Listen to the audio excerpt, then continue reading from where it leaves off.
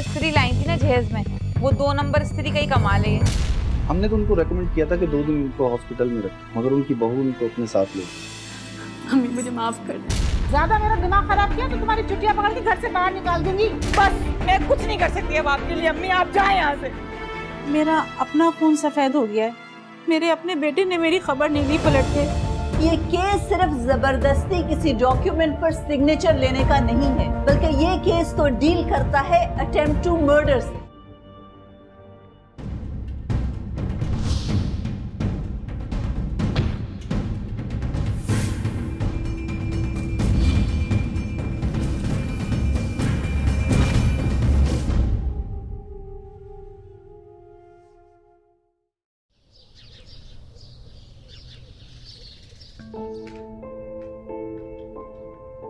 सब्र करो, तुम्हारे ऐसे कान खींचती हूँ सारी जिंदगी याद रखोगे तुम। बहुत शैतान बच्चा है भाई। हाँ मियाँ राहिल, बताओ कैसे हो बेटा? सब खैरियत है? फिजा कैसी है? फिजा बिल्कुल ठीक है अम्मी, बस आपका दामाद बहुत परेशान है। परेशान? कैसी परेशानी? मुझे बताओ। वो दरअसल अम्मी, मुझे बिजनेस में बहुत घाटा हुआ है। अल्लाह खैर करे। और इस वक्त मुझे 2 करोड़ की जरूरत है। 2 करोड़? अरे भैया इतनी रकम कहाँ से आएगी? अम्मा आप चाहें तो मेरी मदद कर सकती हैं। ऐ लो, मैं बूढ़ी कहाँ से मदद कर सकती हूँ? बेवा औरत, मेरा कौन सा हारा है? मेरे बेटे की भी तनख्वाह इतनी आती है कि बस घर की गाड़ी चल जाती है। मैं 2 करोड़ रुपए कहाँ से लाऊंगी? अम्मी आप चाहें तो ये बंगला हम बैंक में गिरवी रखवा सकते हैं और आराम से 2 करोड़ मिल जाएंगे।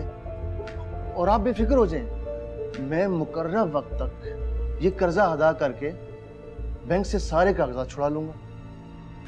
अरे भैया इतना बड़ा फैसला मैं। तुम मानोगे नहीं, कल भी तुमने ऐसी गेंद मारी थी, मेरे घुटने में लगी थी, आज तक दर्द नहीं गया, आज फिर मार दी। अम्मी आप समझने की कोशिश करें, मैं इस वक्त बहुत मुश्किल में हूं और आप इस वक्त मेरा इकलौता सहारा हैं।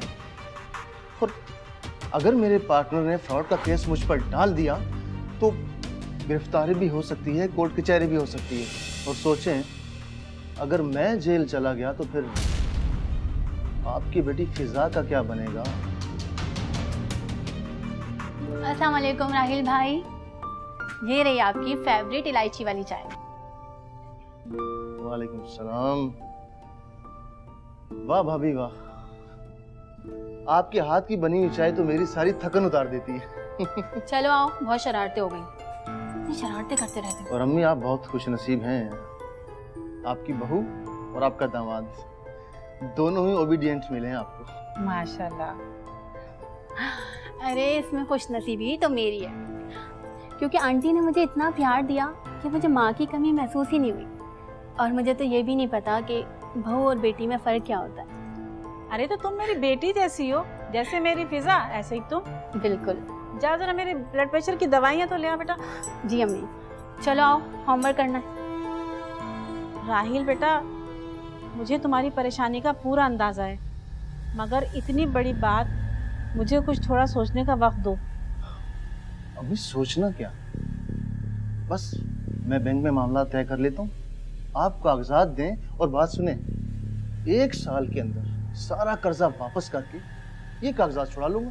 देखो मैं थोड़ा सोचूंगी, इस्तिखारा निकालूंगी। हर काम में अल्लाह को शामिल करना जरूरी होता है। हाँ तो अल्लाह भी तो यही चाहता है अम्मी कि आप मेरी मदद करें।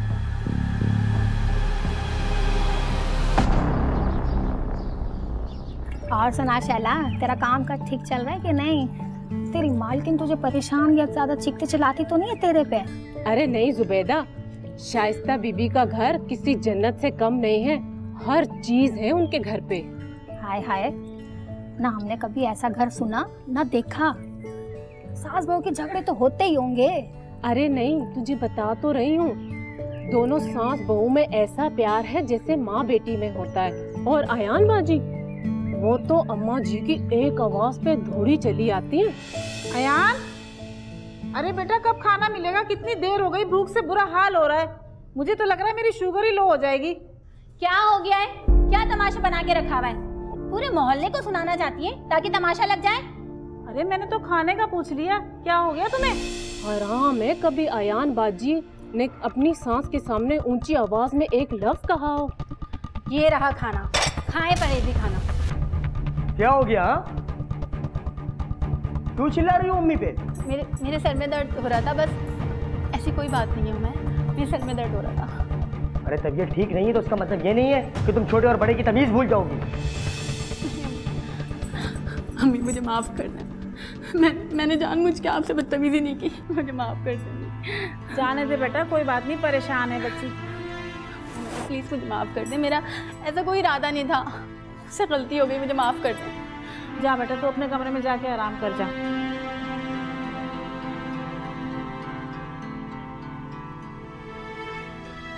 जाने दे बेटा, फिर परेशान है बच्ची। ऐसा कर तू इसे कुछ दिन के लिए मायके छोड़ा, नौफिल की भी कुछ दिन की छुट्टियां हैं, रह लेगी मायके, जरा दिल बहल जाएगा। ठीक है, मैं कल इसे घर छोड़ दूँ।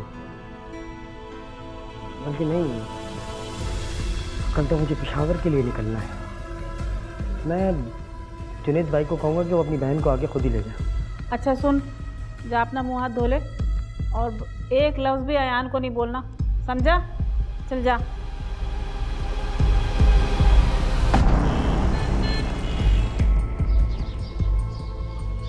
अच्छा आंटी, अब इजाजत दीजिए। अभी तो जाने दे रही हूँ, अगली बार खाना खाए बगैर नहीं जाने दूंगी। अरे आंटी, मैं आज भी मना नहीं करता। असल में क्लाइंट से अर्जेंट मीटिंग है, कल पेश ही है उसकी। चलो कोई बात नहीं। और सुनो, तुम अपनी मम्मा को तंग नहीं करना और मुझे कोई शिकायत नहीं मिले तुम्हारी, ठीक है? चलो जाओ। अच्छा अम्मी, हम चलते हैं। अम्मी मैंने जो कल हरकत की है मैं उसके लिए आपसे माफ़ी चाहती हूँ। मैंने जानबूझ के कुछ नहीं किया था। अरे बेटा, मैं तो तुम्हें पहले ही माफ़ कर चुकी हूँ, खामखा तुम परेशान हो रही हो। जाओ चलो। थैंक यू अम्मी। चलो जाओ जाओ बेटा, अपना ख्याल रखिए। हाँ इंशाल्लाह। शैला, शैला। जी अम्मा जी। बहुत क़यामत की बारिश हो रही है, बर्तन धुल गए हो तो जल्दी से सफाई कर लो। मैं अपने कपड़े इस्त्री करने जा रही हूँ, मुझे ख़त्म में जाना है। फटाफट करूँगी अम्मा जी, आप फिक्र ही न करें। फटाफट करने की ज़रूरत नहीं है, आराम से काम करना। और मेरे कमरे के पीछे भी कल तुमने कचरा छोड़ दिया था दरवाजे के, और वो पतीली देखो, वो भी साफ़ नहीं मांजी। और बारिश हो रही है, ज़रा सीढ़ियाँ भी धो देना। जी अम्मा जी, मैं बर्तन धो लूँ फिर मैं सीढ़ियाँ भी साफ़ कर दूँगी। अरे लाइट जाने से पहले मैं कपड़े तो इस्त्री कर लूँ।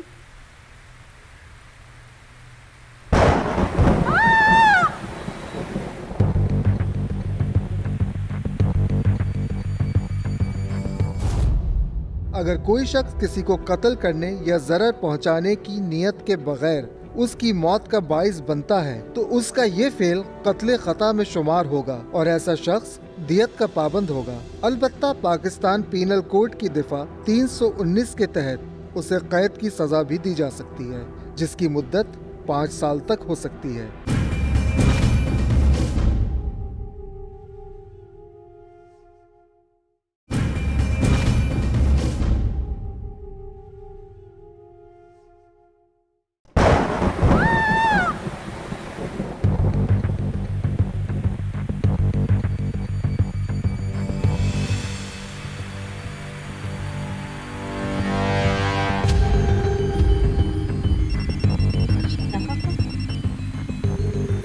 हेलो, क्या हुआ शैला?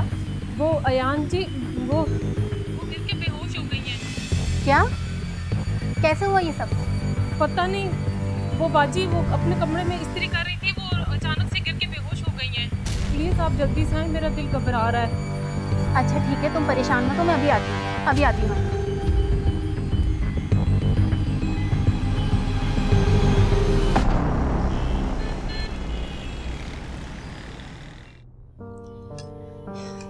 आराम आराम से पिलाओ, फंदा न लगे। क्या हो गया अम्मी आपको? बताएं। आपकी ये हालत देख के तो मेरे पैरों तले जमीन ही निकल गई। और तुमने मुझे इतनी देर से क्यों बताया? मुझे बता दी, मैं कल ही फ्लाइट करके आ जाता। अरे बेटा, मैंने मना किया था, तुम खाम से डांट रहे हो। मगर अम्मी ये सब कैसे हुआ? आपकी बेगम जो स्त्री लाई थी ना जहेज में, वो 2 नंबर स्त्री का ही कमाल है ये। लेकिन वो स्त्री मैंने भेज दी है, तुम परेशान मत हो। तुम परेशान मत हो बेटा, अयान है ना मेरे पास, इसने मेरा बहुत ख्याल रखा है। और अम्मी मैं जो सुबह से खिदमतें कर रही हूँ, आपकी सूप बना के पिला रही हूँ, पैर दबा रही हूँ, वो नजर नहीं आ रहा? बहू नजर आ रही है आपको बस। अम्मी आपको पता है फिजा ने आपका बहुत ख्याल किया है, बल्कि ये सूप भी फिजा ने बनाया है। मैं तो अम्मी को खुशखबरी सुना रहा था, अम्मी तो सो ही गई।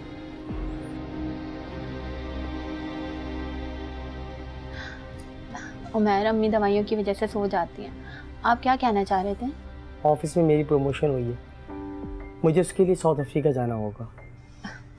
तो कोई बात नहीं, आप परेशान मत हो, मैं हूं ना अम्मी के पास, और बल्कि मेरे साथ फिजा भी है ना, हम दोनों मिलकर सब संभाल लेंगे। नहीं भाई नहीं, मेरी सास आने वाली है, मुझे घर जाना है। और मेरी सास हमारी अम्मा की तरह नहीं है कि बहू बैठी हुई आराम करती रहे और सास कुछ भी ना कहे, ताने दे दे के मार देंगी वो। अच्छा चलो ठीक है, अगर ऐसी बात है तो तुम चले जाओ, उमैर आप इसको अभी घर छोड़ दें। और हाँ, वो जो कीमा बनाया था ना, मैंने बनाया था कीमा, वो मैं साथ लेके जा रही हूँ। सास आएंगी तो अब घर जाके थोड़ी पकाऊंगी। और हाँ, वो जो 2 किलो आम लिए थे ना तुमने, उसके पैसे मैं उमैर भाई से ले लूंगी। अच्छा ठीक है, सब कुछ तुम्हारा है, ले जाओ।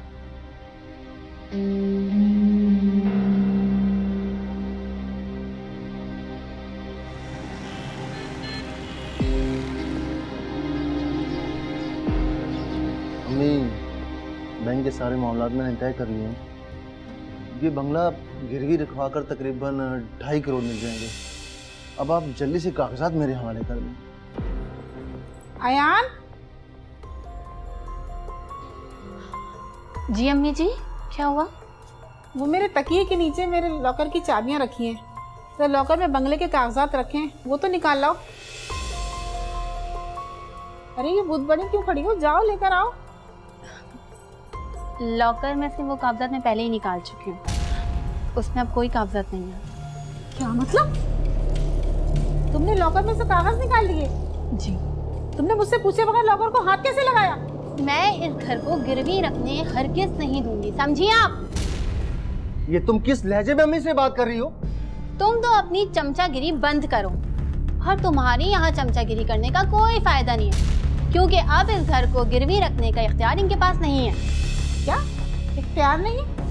मालिक हूँ मैं, मालिक, और ज्यादा मेरा दिमाग खराब किया तो तुम्हारी चुटिया पकड़ के घर से बाहर निकाल दूंगी।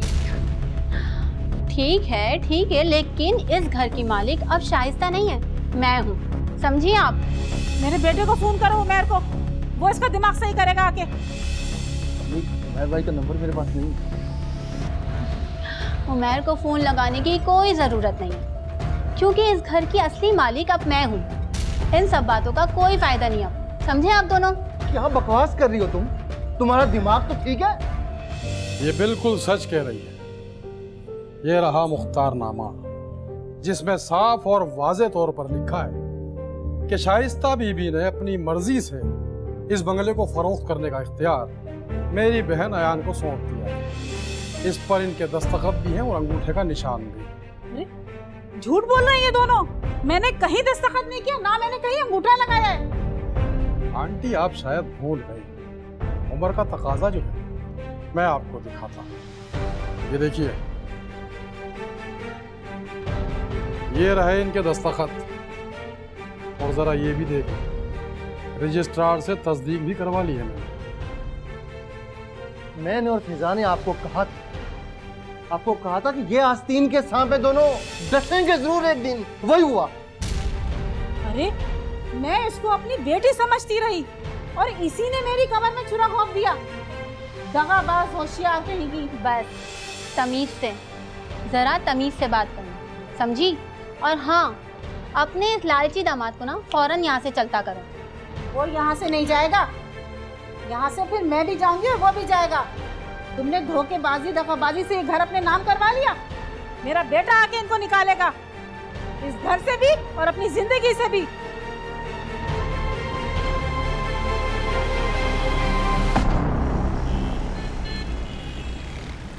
जिस बहू को बेटी समझ के रखा, उसने ही धोखा दिया। बंगले के जाली कागजात बनवा के मुझे बेघर कर दिया। बहुत अफसोस हुआ सुन के, बहुत जुल्म हुआ आपके साथ। अच्छा मुझे ये बताइए कि आपकी बहू ने कभी आपसे किसी कागज़ पर दस्तखत लिया हो या आपका अंगूठा लगवाया हो, कुछ याद है आपको? नहीं, कुछ याद नहीं है।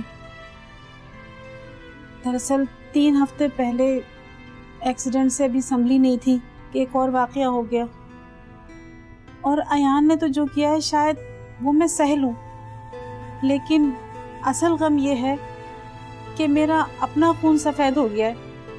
मेरे अपने बेटे ने मेरी खबर नहीं ली पलट के। शोहर के इंतकाल के बाद 2 मुलाजमतें करी, ट्यूशनें पढ़ाई कि मैं अपने बेटे को पढ़ा लिखा सकूं। उन कुर्बानियों का ये सिला मिला है मुझे। अच्छा, इतनी मायूसी की बातें नहीं करें, सब ठीक हो जाएगा। और ये अगर मुख्तारनामा वाकई में जाली बना है ना, तो हम कोर्ट में मुकदमा करेंगे। आप मुझे ये बताइए, आपने भी अपनी बेटी का जिक्र किया है, अब आप अपनी बेटी के साथ रह रही हैं? जी नहीं, उसने भी अपने साथ रखने से इनकार कर दिया मुझे। मैं तो सोच भी नहीं सकती उसको क्या हो गया, वो ऐसा करेगी मेरे साथ। मुझे पहचानने में इतनी बड़ी गलती हो गई उसको। अरे बंद कर ये ड्रामा, बंद कर ये ड्रामा। तू क्या हमें बेवकूफ समझती है? हमें कुछ नहीं पता क्या? इसे क्या हो गया, किस तरह बात कर रहा है? और ड्रामा कैसा? इसे बड़ों से बात करने की तमीज नहीं है? अरे अम्मी ठीक तो कर रहे हैं, वो गुस्सा आने वाली बात है। ड्रामा ही तो किया है आपने उस मनहूस अयान के साथ मिलकर। ये तुम्हें क्या हो गया, क्या कह रही हो तुम? बंद करो ये अदाकारी, बंद करो ये अदाकारी। अगर तुम्हें मकान गिरवी नहीं रखना था तो साफ साफ मना कर देती। अभी ढोंग रचाने की क्या जरूरत है? ये क्या ओल फोल बके जा रहा है? इसे तो हकीकत मालूम ही नहीं है। मुझे तो बेवकूफ बनाया गया है। अम्मी आप इतनी सीधी हैं कि आपको कोई बेवकूफ बना सके? मुझे याद है मेरे बेचारे मरहूम अब्बा को किस तरह बेवकूफ बनाया था आपने। और ये अयान है ना, अयान के साथ जो मिलकर आप कर रही हैं, हमें सब कुछ पता है। अरे उसके पास मुख्तारनामा है जिसपे आपके दस्तखत हैं, और आप ऐसे प्रिटेंड कर रही हैं आपको कुछ पता ही नहीं है। इसने खुद मुख्तारनामा उसके हाथ में दिया, उसके नाम किया है। अरे ये हमारी नजरों में अच्छी बनना चाहती थी हैं? और ताकि ये जो बंगला है ना, ये भी फरोख्त ना हो, समझी?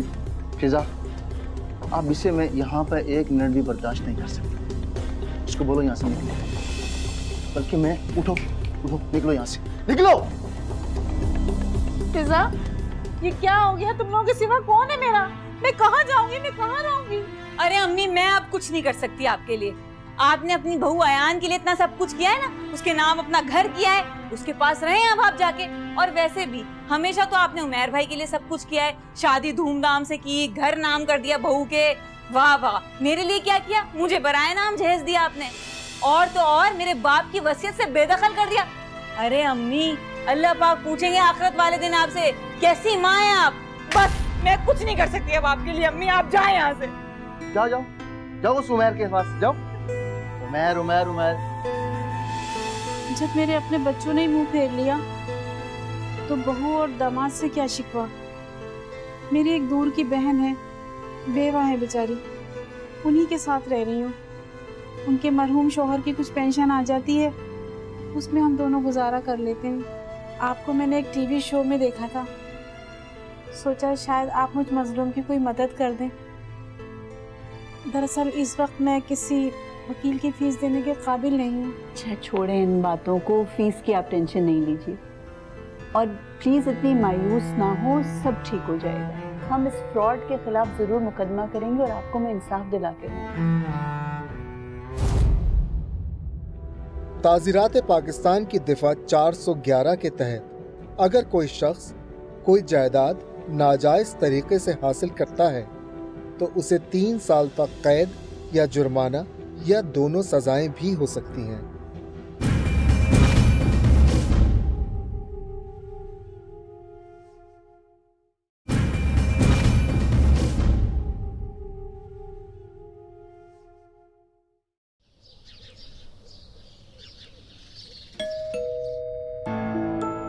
शैला, शैला, देखो कौन आया है।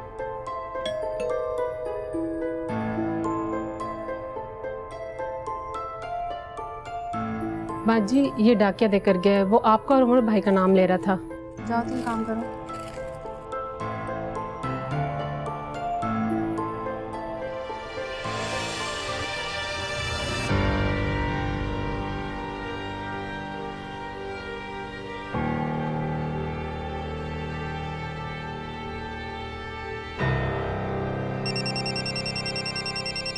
अयान। हेलो जुनेद भाई। अरे क्या हो गया, इतनी घबराई भी क्यों? अपनी सास की वजह से उस औरत ने मुझ पे फ्रॉड का केस कर दिया है। केस समाअत के लिए मंजूर हो गया है, कोर्ट का नोटिस आया है मुझे। अरे भाई, तो इसमें इतना परेशान होने वाली कौन सी बात है? तुम बेफिक्र रहो, जो मैंने मुख्तारनामा तुम्हें दिया है वो तस्दीकशुदा है, कुछ नहीं होगा। तुम बस एक काम करो, उस बंगले को बेचने के लिए कोई अच्छा ग्राहक तलाश करो। तो इस नोटिस का क्या करूं मैं? अरे उसे मैं संभाल लूंगा, तुम तो खामखा है वही परेशान होती। मैं हूं ना तुम्हारा भाई वकील। हाँ हाँ हाँ।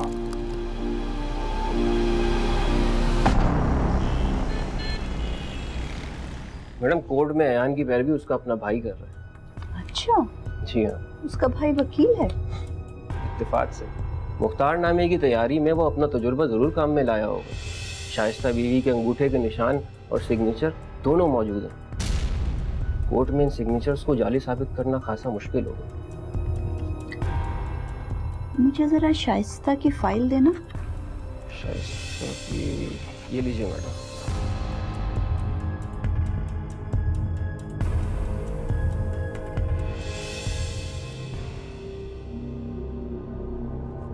क्या हुआ मैडम, साइन डिफरेंट है?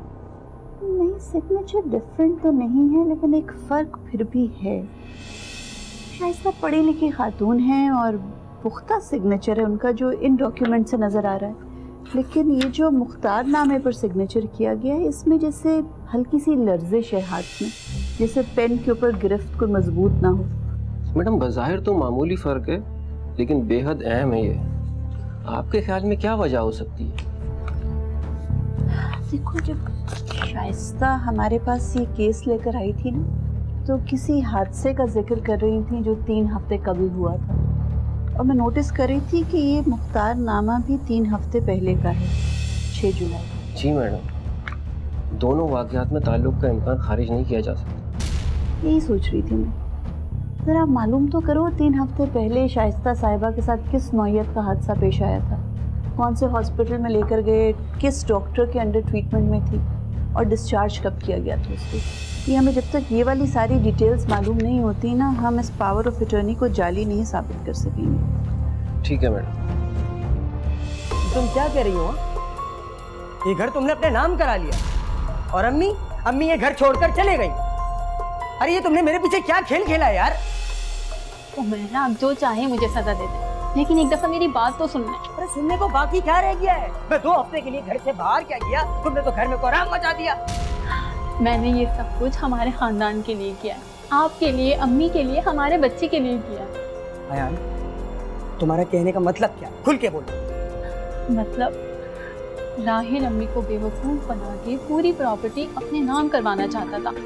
यहाँ तक कि उसने घर गिरवी रखने का पूरी प्लानिंग बना ली थी, और अम्मी को बहला फुसला के उसने पूरी तरह से अपनी तरफ कर लिया था। अगर मैं ये सब नहीं करती तो आज हम सड़क पे आ जाते। तो यार, मुझे ये सारी बातें तुमने पहले क्यों नहीं बताई? मुझसे क्यों छुपा के रखी? कैसे बताती मैं आपको? आप यकीन करते? आपको पता है अम्मी की कैसी हालत थी? इस हादसे के बाद अम्मी का जहन भटक गया था, और उस लालची इंसान ने पूरी तरह से अम्मी को अपने झांसे में कर लिया था। और रही बात आपकी, आप भी जनूबी अफ्रीका गए हुए थे। कैसे बताती मैं आपको? तो इसका मतलब ये है कि अम्मी इन सारी बातों से लायक नहीं। बिल्कुल। मैंने सोचा था कि राहिल एक दफ़ा चला जाए, मैं अम्मी को मना लूंगी, लेकिन उस लालची इंसान ने पूरी तरह से अम्मी को अपनी तरफ कर लिया। अब आप भी बताएं कि मैं क्या करती। देखिए राहिल साहब, जब घी सीधी उंगली से ना निकले ना, तो उंगली टेढ़ी करनी पड़ती है। और वैसे भी जब फाइल आगे ना बढ़े तो उस फाइल के ऊपर वजन रखना पड़ता है। अरे वकील साहब, आप बेफिक्र रहें और जो चाहे तरीका इख्तियार करें, मगर ये प्रॉपर्टी मुझे चाहिए। देखिए राहिल साहब, काम मुश्किल तो है, लेकिन नामुमकिन नहीं। इसके लिए आपको अपनी सास को शीशे में उतारना होगा। भाई दबी, सास आपके साथ ही रहती है ना? सही है। हम अम्मी को अभी वहां पे जाकर राहिल कैसे वापस लेके आए? लेकिन उमैर, अम्मी अभी राहिल के घर पे नहीं है। अम्मी ने राहिल की बातें नहीं मानी तो राहिल ने उन्हें घर से निकाल दिया है। वो भी खाला के घर पे हैं। ठीक है, अगर अम्मी खाला के आए ना तो अभी चलते हैं, उनको लेके आते हैं। चल। देखिए उमर, अभी अम्मी बहुत गुस्से में है, थोड़ा आराम से हम चलेंगे थोड़े दिन बाद। आप इतना गुस्सा ना करें, अम्मी अभी बहुत परेशान है, हमारी बात नहीं मानेंगी। सब ठीक हो जाएगा, आप बैठें, मैं आपके लिए चाय लेके आती हूँ।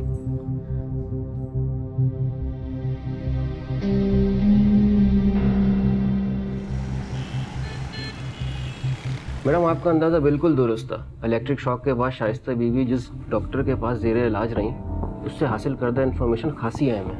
जबरदस्त, क्या पता चला? मैडम, काफ़ी चीज़ें पता चली हैं। ये कुछ मैं डिटेल्स भी लाया हूँ, वहाँ के रिकॉर्ड्स हैं।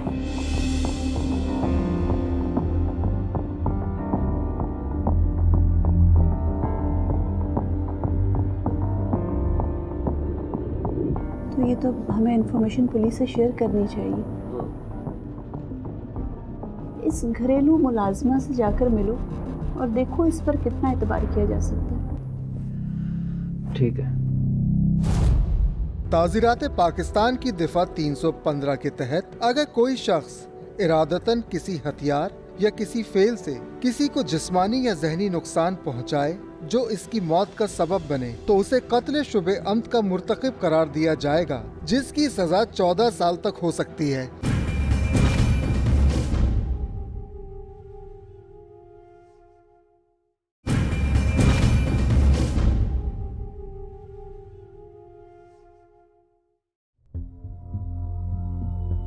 योर ऑनर, शाइस्ता साहिबा के साथ होने वाली नाइंसाफी और फ्रॉड के पीछे मुहरिक है खुदगर्जी और लालच। योर ऑनर, मेरी क्लाइंट की बहू अयान ने एक जाली मुख्तारनामे पर शाइस्ता साहिबा के दस्तखत लिए, उनका अंगूठा लगवाया और उन्हें उनके अपने घर से बेदखल कर दिया।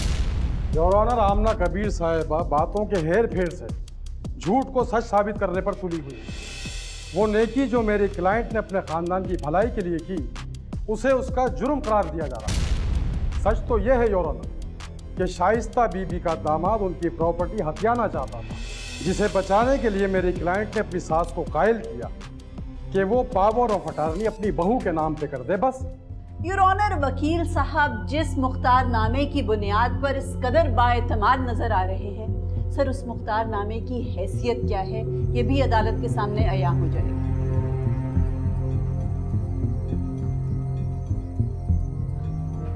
योर ऑनर, इस फाइल में शाइस्ता साहिबा की मेडिकल रिपोर्ट है और उस डॉक्टर का बयान है जिसने शाइस्ता साहिबा का उस वक्त इलाज किया था जब उन्हें बिजली का झटका लगा। जी डॉक्टर साहब, वकील साहब उनको 5 जुलाई को लेके आए थे हॉस्पिटल। उस वक्त उनकी कंडीशन बहुत क्रिटिकल थी, स्टेबल होने में 15 घंटे लग गए थे।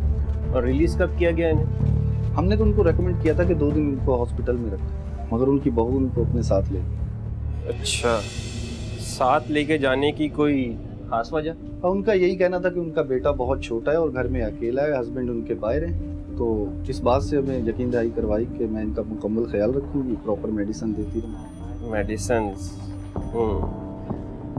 अच्छा, इन्हें किस किस्म की मेडिसिन दी जा रही थी?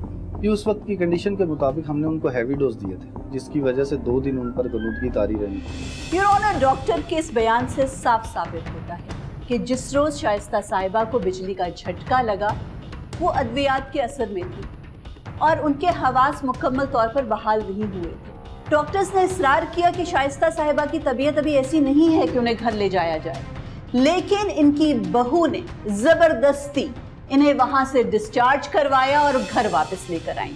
शाइस्ता साहिबा के हवास तो बहाल होने में 2-3 दिन लगे थे, लेकिन 6 जुलाई को जब उन्हें बिजली का झटका लगा और उसी नीम गनूदगी की कैफियत में जब इन्हें जबरदस्ती घर लाया गया, उसी वक्त योर ऑनर, उसी वक्त इनसे एक जाली मुख्तारनामे पर दस्तखत भी करवाए गए और इनका अंगूठा भी लगवाया गया। और तो और योर ऑनर, वकील साहब की सरपरस्ती में ये साजिश की गई। आमना कबीर साहिबा, आप मुझ पर फ्रॉड का इल्जाम लगा रही हैं। आपके पास कोई गवाह, कोई सबूत है आपके पास? योर ऑनर, हमारे पास जो सबूत और गवाह है उससे ये बात अदालत में साबित होगी कि ये केस सिर्फ जबरदस्ती किसी डॉक्यूमेंट पर सिग्नेचर लेने का नहीं है, बल्कि ये केस तो डील करता है अटेम्प्ट टू मर्डर से। योर ऑनर, में अदालत के सामने शाइस्ता साहिबा की घरेलू मुलाजमा शाजिया को पेश करने की इजाजत चाहती। इजाजत।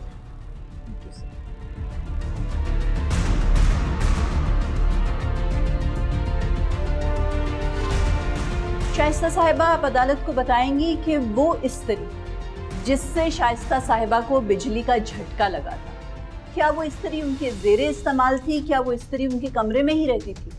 जी, एक स्त्री बेगम साहिबा के कमरे में है, क्योंकि उनको किसी के हाथ के इस्त्री के हुए कपड़े पसंद नहीं हैं, और एक अयान बाजी के कमरे में, जिससे वो अपने और बच्चों के कपड़े इस्त्री कर रही हैं।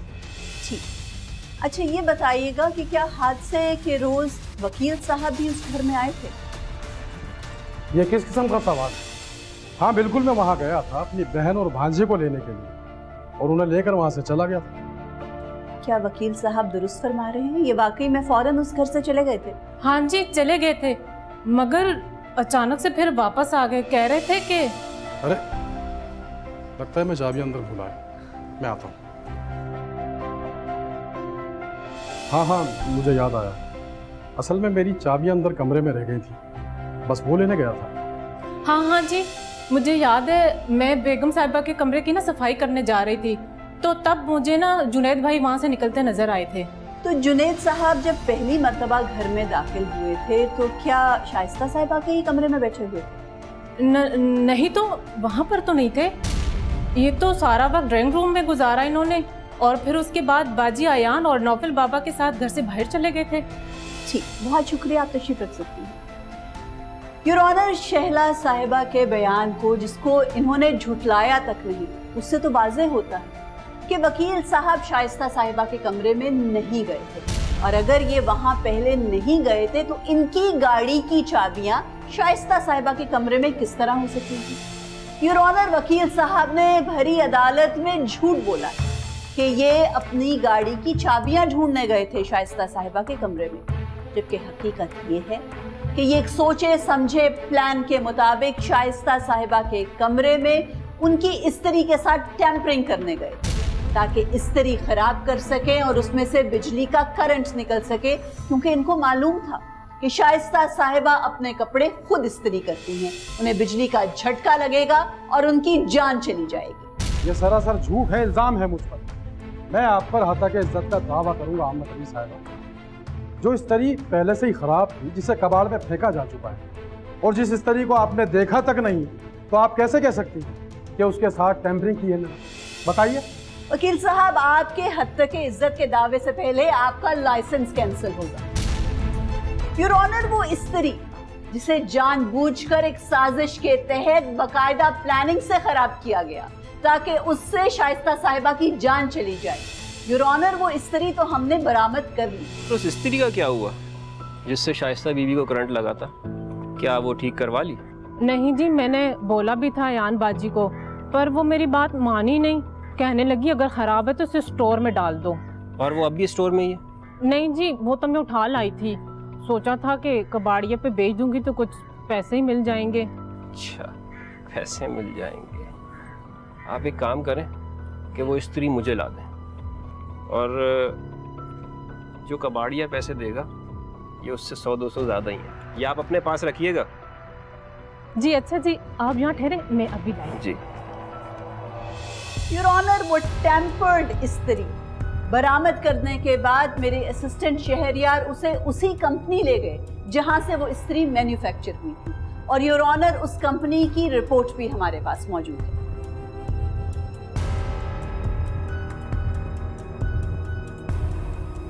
योर ऑनर, मैन्युफैक्चरर की इस रिपोर्ट में साफ लिखा है कि ये स्त्री खुद ब खुद से इस तरह खराब नहीं हो सकती। उन्होंने इस रिपोर्ट में ये बात भी दर्ज की है कि वाज़े है कि इस स्त्री को खुद से खोला गया है, इसके साथ टैंपरिंग की गई है ताकि इसमें शॉर्ट सर्किटिंग पैदा की जा सके।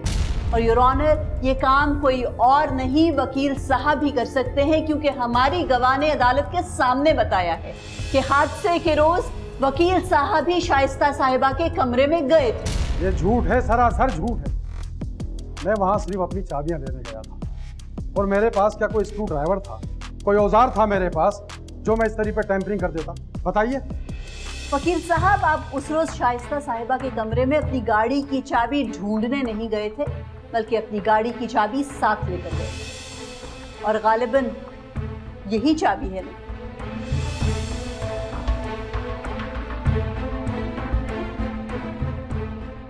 योर ऑनर, यह है इनकी गाड़ी की चाबी और यह है इसकी की चेन, जिसमें हर तरह का औजार और हथियार मौजूद है। यही है ना वो स्क्रू ड्राइवर जिससे आपने इस्त्री खोल के उसके साथ टैंपरिंग की और उसे खराब किया। योर ऑनर, मुलाहिजा कीजिए। योर ऑनर, असल मकसद तो वकील साहब और इनकी बहन का शाइस्ता साहिबा को कत्ल करना था, ताकि शाइस्ता साहिबा की वफात के बाद जायदाद पर कब्जा किया जा सके। लेकिन जब इनका प्लान फेल हो गया और शाइस्ता साहिबा उस बिजली के झटके से सेहतयाब हो गई, तो फिर इन्होंने जाली पावर ऑफ अटर्नी पर जबरदस्ती उनके सिग्नेचर्स लिए, उनका अंगूठा लगवाया, क्योंकि मोहर तो फिर भी वही जायदाद पर था। Thank you sir. तुम्हें देख के ना मुझे घिन आ रही। मैं सोच भी नहीं सकता था कि तुम इस हद तक जा सकती हो। मैंने ये सब जानबूझ के नहीं किया, मुझे माफ कर दे, मुझसे बहुत बड़ी गलती हो गई। Order order. मोहतरमा, आपने जो कुछ कहना है कटेरे में आकर कहें।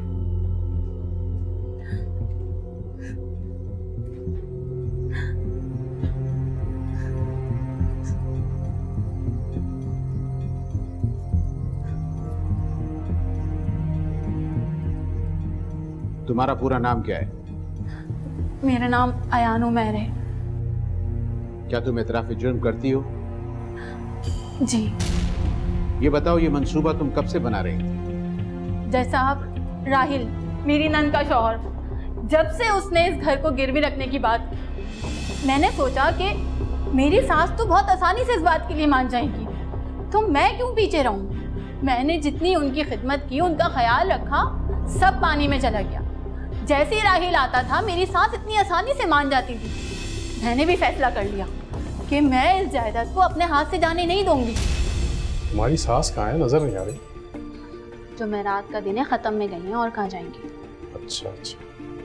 भाई एक बात बताएं, मैं कब से सास की खिदमत कर रही हूँ कि कब ये फल उगेगा और कब मेरी झोली में आके गिरे। लेकिन ये जो मेरी नंद है, बड़ी शातिर औरत है, ये चाहती है कि पूरी प्रॉपर्टी हड़प कर ले और हमें मिले ठेंगा। लेकिन हम, और रही बात मेरी सास की, बड़ी जिद्दी औरत है ये। मैंने इस बुढ़िया को इतना समझाया कि हमारा हक क्यों मार रही हो, लेकिन नहीं, उसकी आंखों में अपने बेटी और दामाद की पट्टी बनी है। भाई अब आपने कुछ करना होगा। आप कुछ ऐसा करें कि सांप भी मर जाए और लाठी भी ना टूटे। इसका तो एक ही तरीका है, बुढ़िया को रास्ते से हटा दो, सारी प्रॉपर्टी तुम्हारे शौहर के पास आ जाएगी, यानी तुम्हारे पास। अपनी नंद को हिस्सा देने के बाद भी तुम्हारे पास अच्छी खासी दौलत बचेगी। क्या कह रहे हैं भाई? रास्ते से हटा दो मतलब जान से मार दो? हाँ, मुझे जेल हो जाएगी, क्या कह रहे हैं आप? मेरी बहन बहुत भोली है, तेरा भाई वकील है, वकील, कुछ नहीं होने देगा तुझे। मैं तुझे बताता हूँ कि क्या करना है।